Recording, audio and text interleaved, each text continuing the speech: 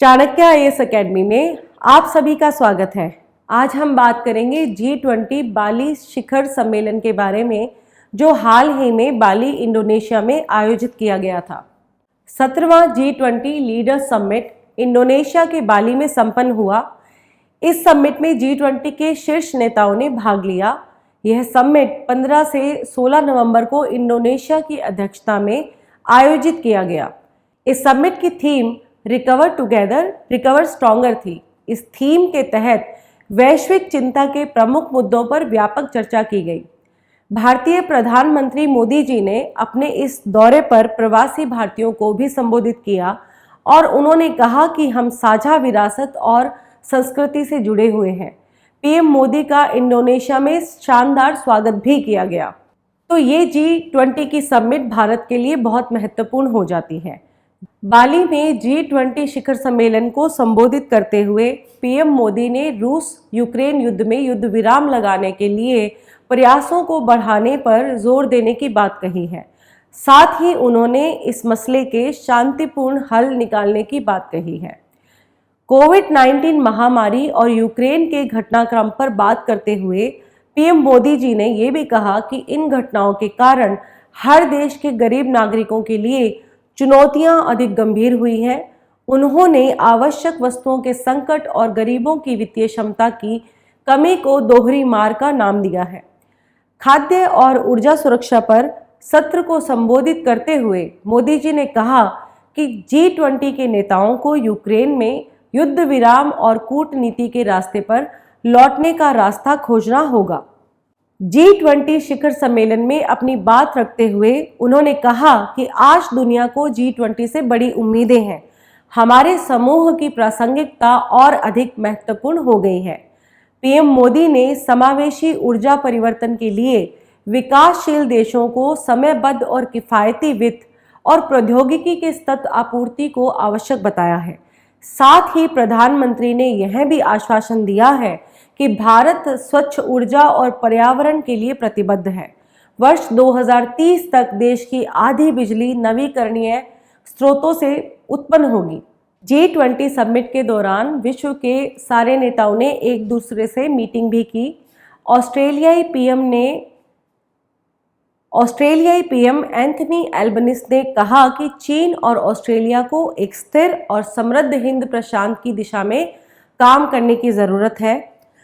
British प्रधानमंत्री ऋषि सुनक ने G20 में यूक्रेन के लिए अपने समर्थन की बात कही है। साथ ही उन्होंने BAE सिस्टम्स से युद्धपोतों के लिए एक लंबे समय से नियोजित आदेश भी दिया है।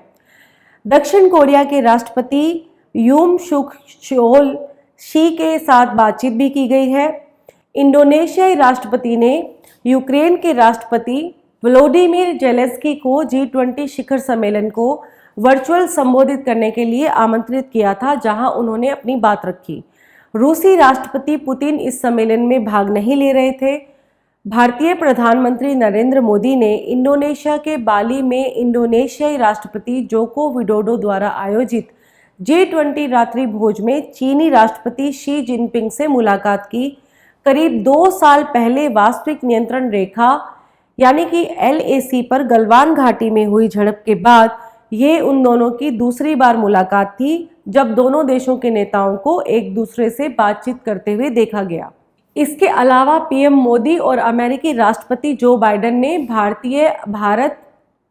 भारत अमेरिका साझेदारी को और मजबूत करने की बात कही है। मोदी और बाइडेन ने महत्वपूर्ण और उभरती प्रौद्योगिकियों जैसे कई क्षेत्रों में सहयोग सहित भारत अमेरिका साझेदारी को गहरा करने की समीक्षा की और क्वाड और I2U2 जैसे नए समूहों में भारत और अमेरिका के बीच घनिष्ठ सहयोग पर संतोष व्यक्त किया है। इसके साथ ही भारतीय प्रधानमंत्री ने इंग्लैंड के प्रधानमंत्री और अन्य देशों के प्रधानमंत्री और राष्ट्रपतियों के साथ मुलाकातें की। G20 समूह की अगर बात करें तो ये 20 देशों का फोरम है। इसमें दुनिया के डेवलप्ड और डेवलपिंग इकोनॉमी वाले देश शामिल हैं। इसमें 19 देश और एक संगठन शामिल है। 19 देशों में अर्जेंटीना, ऑस्ट्रेलिया, ब्राज़ील, कनाडा, चीन, France, Germany, Bharat, Indonesia, Italy, Japan, South Korea, Mexico, Russia, Saudi Arab, दक्षिण अफ्रीका, टर्की, ब्रिटेन, अमेरिका और संगठन में यूरोपियन यूनियन शामिल है। G20 अंतर्राष्ट्रीय आर्थिक सहयोग का एक फोरम है क्योंकि इसके सदस्य देशों के पास दुनिया की जीडीपी का 85% हिस्सा है। इसमें दुनिया का 75% इंटरनेशनल ट्रेड भी शामिल है। इन देशों में दुनिया की 2/3 जनसंख्या भी रहती है। अब हम बात करेंगे अगले वर्ष होने वाली G20 की समिट के बारे में, यानी G20 समिट 2023 के बारे में। ये विशेष इसलिए भी है क्योंकि ये भारत में आयोजित होगी।